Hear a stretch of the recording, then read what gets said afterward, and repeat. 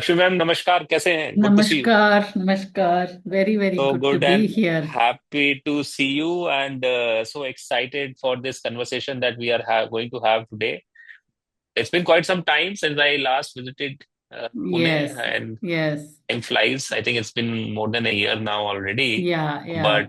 But so honored to have you here for this very very important conversation. We are hosting this uh, Masters Union Intersect Virtual Career Counselors Festival, and in which we are talking about different career opportunities. We are talking to some of the leading educators, principals, career counselors from India and abroad.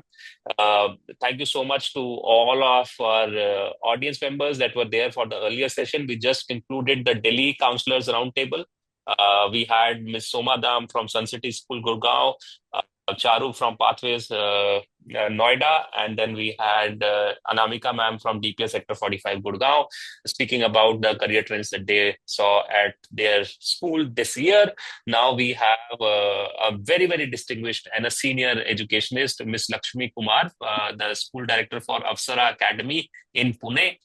Apsara Academy is a phenomenal school that everybody must be aware of, and we need more institutions like Apsara Academy. I have had the opportunity of visiting Apsara Academy last year when I was there in Pune.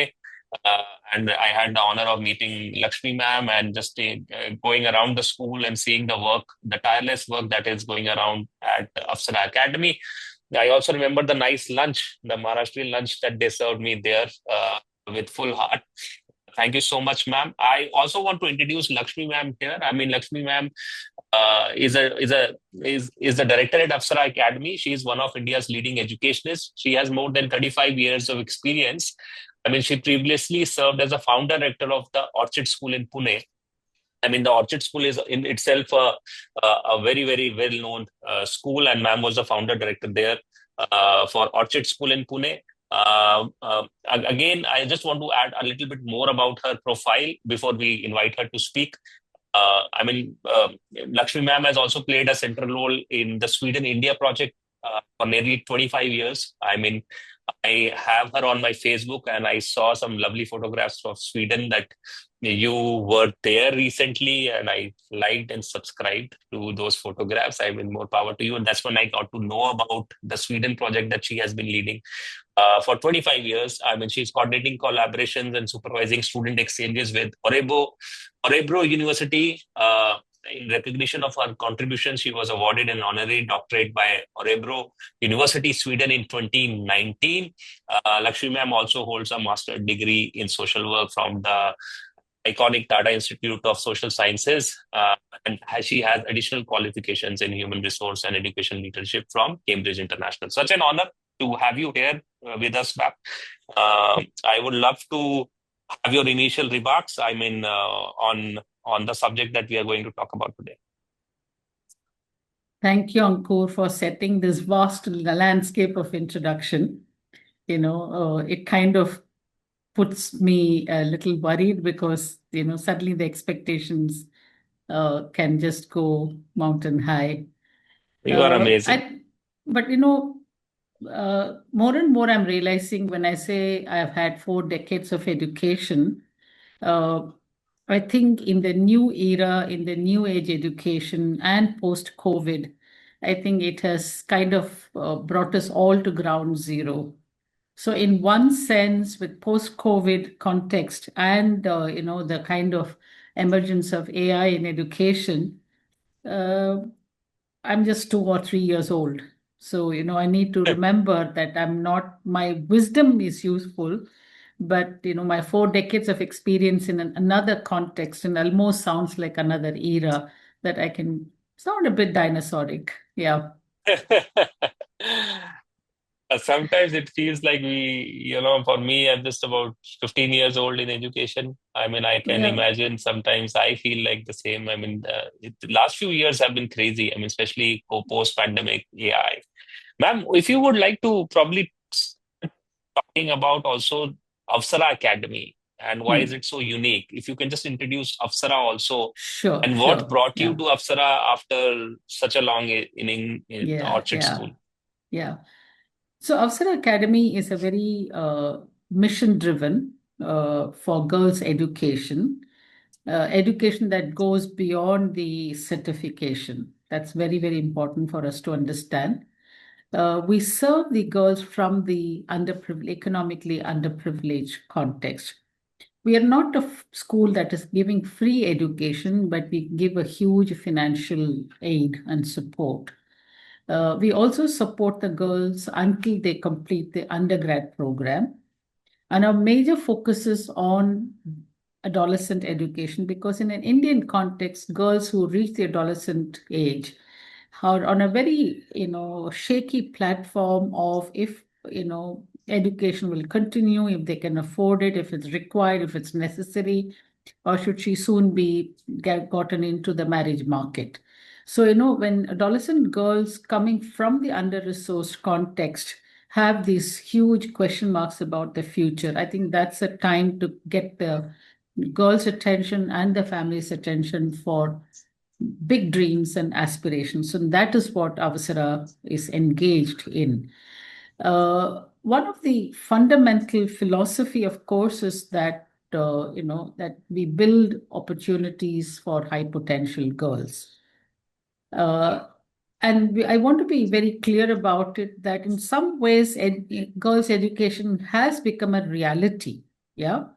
I mean, you have access, whether they are given equal opportunities and high quality opportunities, especially for girls coming from under-resourced contexts, is still a very, very big gap from what we want to aspire for and what we actually provide. Another very important thing is also that our girls, are going to be, we're imagining them to be leaders of the future because you see, whether it is a global context, look at the world leadership or in the corporate world or any leadership, women still are not occupying 50%, forget 30%, forget 10%. Sometimes, like you see a G7, you just have one woman leader. So, this whole missing imagery of women as leaders need to be addressed. But before we produce leaders for the world and outside world, I think we need to guide our girls how to lead their life. Because a lot of time we think of leadership as some kind of a position to occupy or a destination to reach. What we are trying to instill in our girls is that learn to lead your life with some kind of an engagement of what a leadership potential can be. Yeah. One of the most important and a unique feature I just want to highlight whenever I say that, oh, we are a school for girls coming from under-resourced community and that we do Cambridge curriculum, I have very interesting reactions and responses from people who hear it. Going the eyebrows going up to, oh wow, to sometimes a rude response to why. Why do you need, international Cambridge education for low income girls? Mm. And I think that itself is a shocking mindset of that, that only the privileged should have the high quality, international education. And for the underprivileged, let's just give the state education, which can be, really about punch and lunch agenda. So I think we are trying to shift the landscape of girls' education from multiple stakeholders' point of view. Amazing. I mean, this part I also didn't know that you are a Cambridge school for under-resourced girls, right? This is amazing. I mean, this was a conscious choice Yes, from the yes. inception. It's a very conscious choice because I think for our girls, we need to give them the advantage of a lead. So they enter at grade 6. So remember, our girls are in public Grade school six. systems. Yeah, public school systems, government schools, semi-English medium, tribal schools until grade 5. And they enter grade 6. And in 4 years, they're actually writing a board exam of IGCSE. And Wow, we also offer them AS and A level. amazing. And And you mentioned it's not free education. You charge them something. Is it like a very residential school? nominal. We have a partially residential, so we do have 160 odd girls out of 420 staying in And who hostel. are the founders of this school? I mean, if you can, the Yes. inception, the idea of setting this up. So our founder is Ms. Rupa Purushottam, a visionary woman leader herself, an Hmm. economist and a policy advisor for the Tata Sons, and someone who's really questioned as an economist the missing,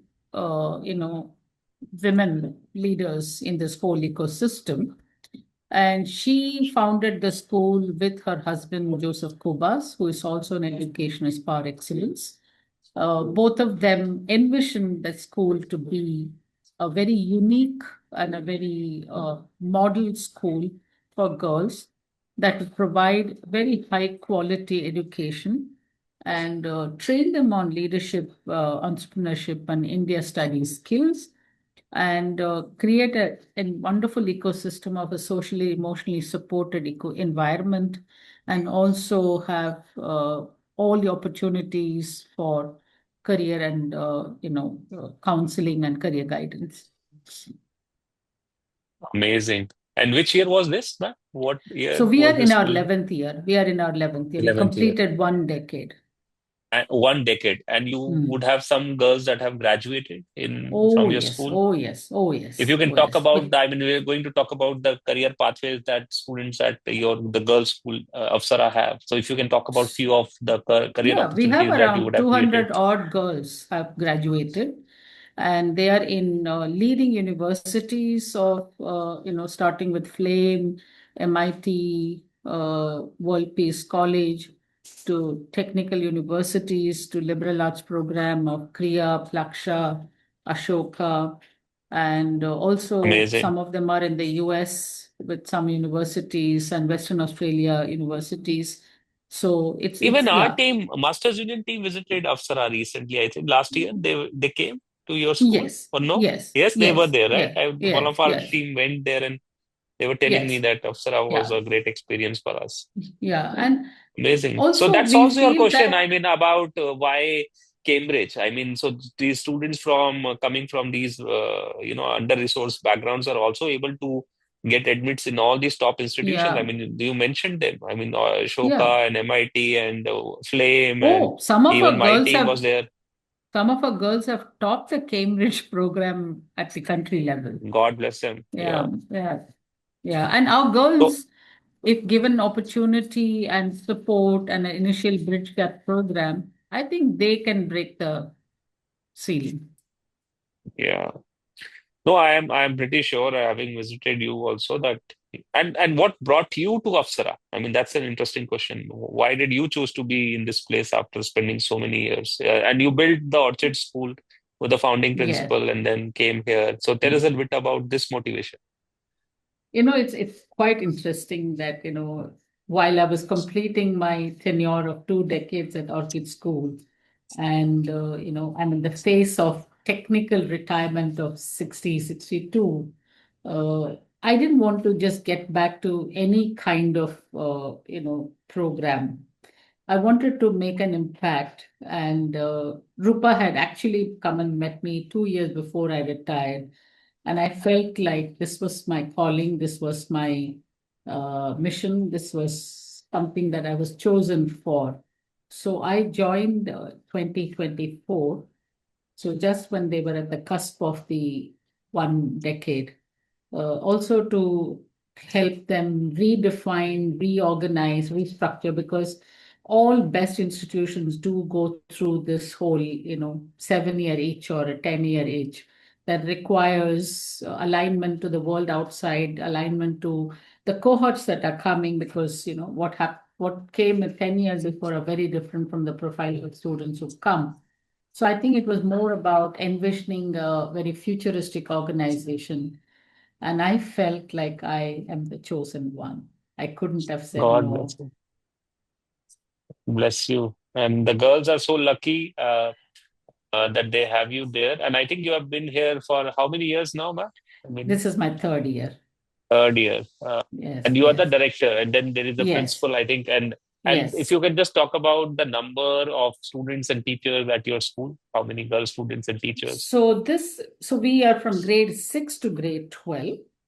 Okay. We are around 420 students. So every level we have 75 students, three divisions. So we are also a very niche, high-end school we can compete with in terms of quality and numbers.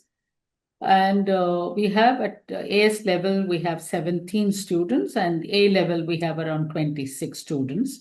So the 75, 75, 75 is the trend going forward. The 17 is the product of the COVID year when we didn't take any admissions. We have Hmm. around 60 teachers, teaching staff, and we have a very eclectic mix of teachers coming from Teach for India community, traditional but a little more progressive CBSE approach, and those who are very proficient in Cambridge curriculum and Cambridge kind of transactions. So it's a very good high student teacher ratio. And we Okay. have residential facilities. So we have students coming from all over India. And so Oh, they all over stay, India. yeah, Wonderful. yeah, yeah, yeah. Probably Kerala and Tamil Nadu are low because of the language, because we have the Marathi and Hindi language compulsory. So I think language can become an issue because when you're entering grade 6. And we also have weekly boarders, meaning students who are in the surrounding villages around Pune come and stay Monday to Friday, and they go back for their weekend to be Okay. with family. I'm also conscious of the time. We have 12 minutes on the clock. I see a lot of people have joined us live. If you have any questions or feedback to Lakshmi ma'am, please feel free to type it in the chat box. Unfortunately, due to the limited time we have, we cannot take you live. But we are monitoring the Q&A and the chat. I have asked my team to do that for me. But please feel free to do that, and we have another guest from Nigeria joining in at 5 p.m. But we still have about 12 minutes left with ma'am, and we'd love to continue our conversation. Thank you, ma'am, for such an exciting and insightful last 15 minutes. I just want to now come to a pointed question. I mean, you mentioned, a lot of inequalities around women leadership, and I loved your line about, I mean, leadership is not a position to be hold; it's a journey that has to be. I mean, it's a commitment that everybody has to live up to every day. I mean, it is not a seat that you hold on to and then that's it. I mean, that's the end of it. So, how do you define success? I mean, coming from Apsara, how do you define success for girls in a world where careers, leadership, and life paths are becoming increasingly non-linear? And we just before we entered this conversation, we were talking about to the Delhi counselors who were also talking about how social media and stereotypes play a role in students choosing careers or feeling pressurized to do certain kind of things in certain kind of way. How do you define success for your girls? I mean, what makes a Apsara girl successful in your life, in point of view as the leader of that school? You know, I'm quite mindful of the way how we define predictable success milestones.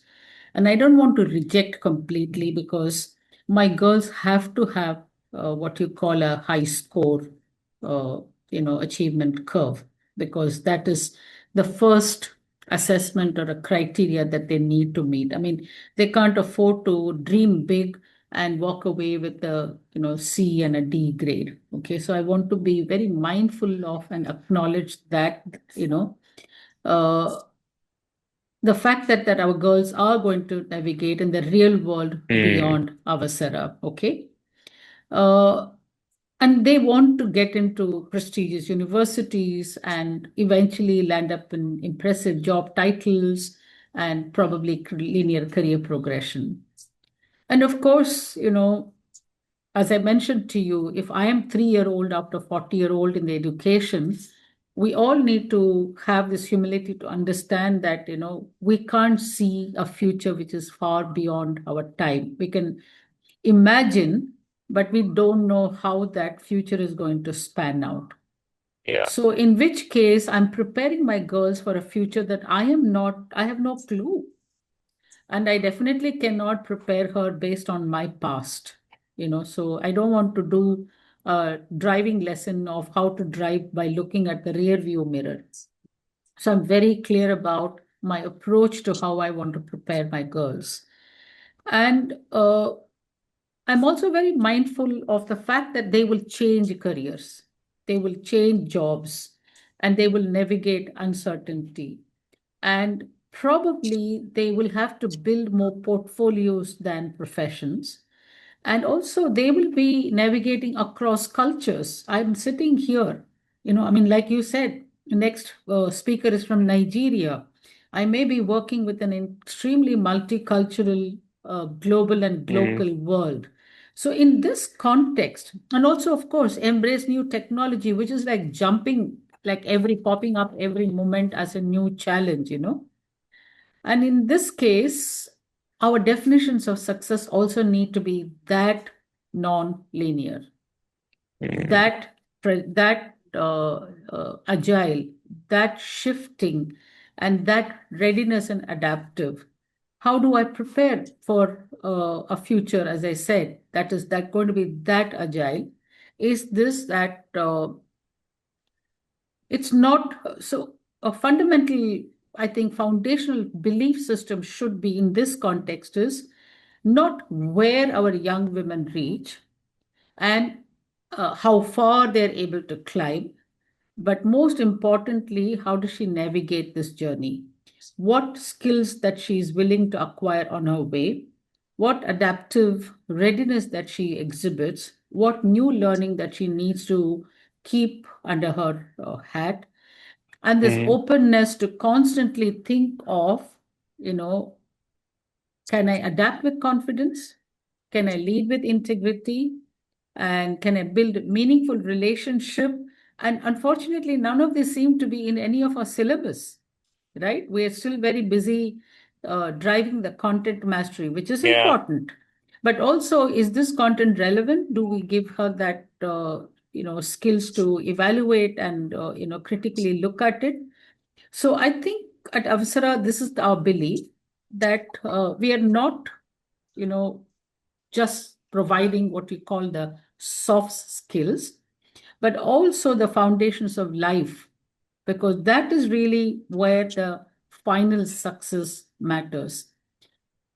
Right now, we have a very narrow Absolutely. definition of bank balance, titles, and what companies that is it a Fortune 500, and what's your package, how many people report to you. That is one set of very, very low level kind of definition of success.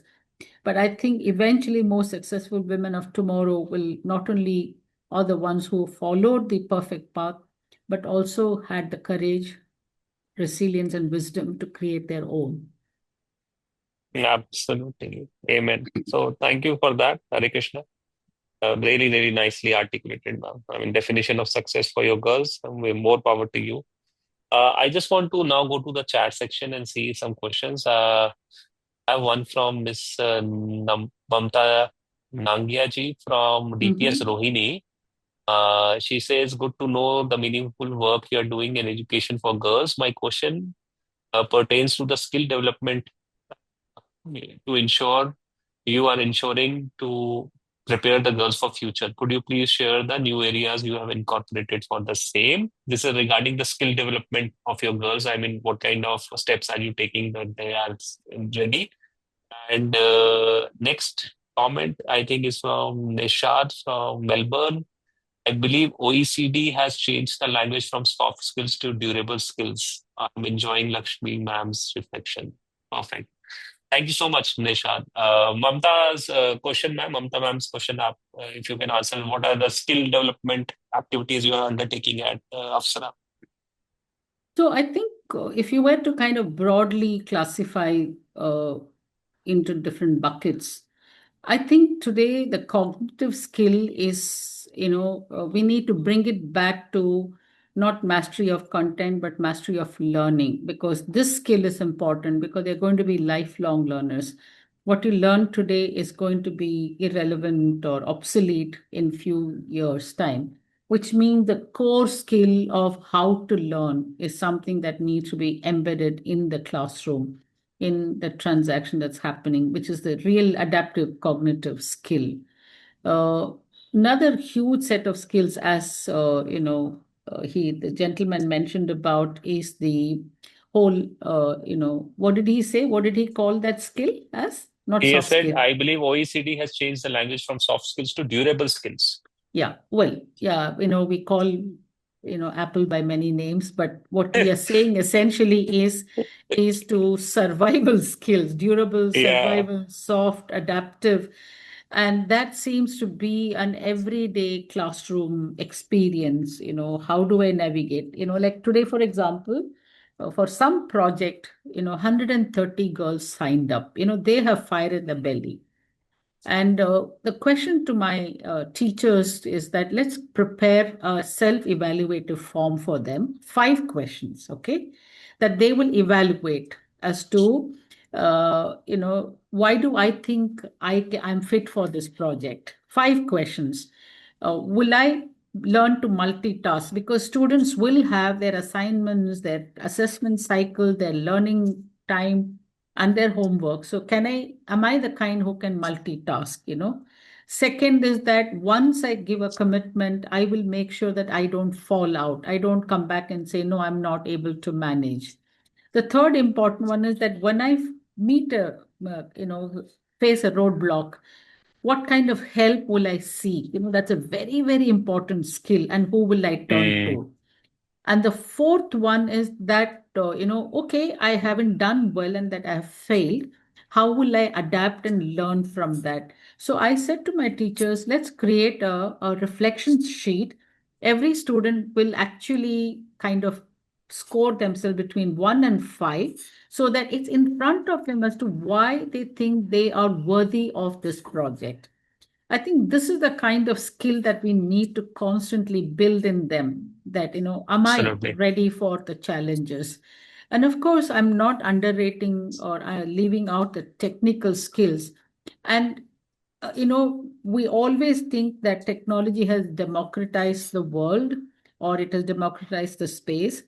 We're still far from that kind of an equity and opportunity. We still have girls whose families don't have many gadgets, don't have Yeah. network, don't have access. So we're talking about Pune city. We are not, sitting in a very Mm, small village in, the hinterland. So I think being mindful of the kind of judicious choice that we need to provide for the technology skill.